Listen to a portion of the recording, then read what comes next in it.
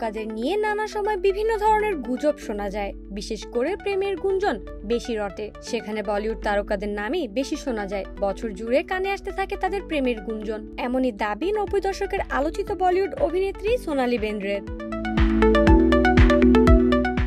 ভারতীয় সংবাদ মাধ্যম আনন্দবাজার জানিয়েছে, সম্প্রতি এক সাক্ষাৎকারে তারকাদের নিয়ে গুজব ছড়ানোর কারণ জানিয়েছেন সোনালী। অভিযোগের তীর ছুটছেন সংবাদ মাধ্যমের দিকে। বর্তমান ডিজিটাল যুগে অতিরঞ্জিত শিরোনাম নিয়ে অনেকেই অভিযোগ জানান। একই কথা শোনা গেছে সোনালীর মুখেও। তিনি বলেন, সে সময় ক্লিকবেট বলতে কিছু হতো না, কিন্তু তখন সাংবাদিকদের চটকদার শিরোনাম করার এতটাই পাগলামো থাকতো, তাই সব ভুলভাল খবর লিখতো তারা।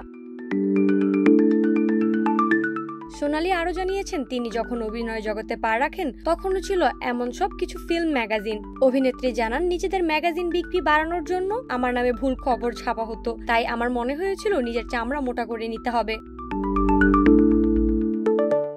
তিনি জানান, তাই পরবর্তী সময়ে এই ধরনের কোনো ঘটনা শুনে বিচলিত হওয়া বন্ধ করে দেন সোনালী। তবে তার মনে করার এই বিষয়টি সবাই সহজভাবে এড়িয়ে যেতে পারছেন না। এখনো অনেকে গুজব গুঞ্জনের বিষয়টি সহজভাবে নিতে পারে না, যে কারণে সংবাদ মাধ্যমগুলোর প্রতি তাদের এক ধরনের বিরূপ ধারণা সৃষ্টি হয়েছে।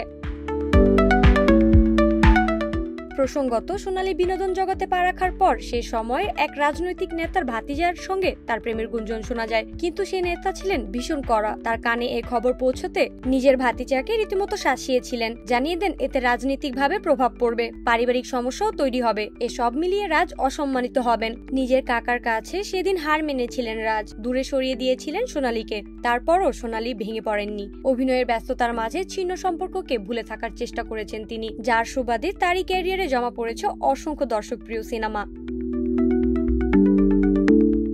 সোনালী ভারতের চলচ্চিত্রে একজন খ্যাতিমান অভিনেত্রী হিসেবে পরিচিত। তিনি শুধু তার অভিনয় দক্ষতার জন্য পরিচিত নন, তার ফ্যাশন সেন্সও তাকে বিশেষভাবে চিহ্নিত করেছে। তার শৈল্পিক পোশাক এবং নির্ভীক হাসি তাকে দর্শকদের কাছে অত্যন্ত জনপ্রিয় করে তুলেছে। তার জনপ্রিয়তা নেটফ্লিক্সের মতো প্ল্যাটফর্মেও প্রভাব ছড়িয়েছে। নাইমি জান্নাত ব্যাপ্তি, শোবিজ 24, ঢাকা।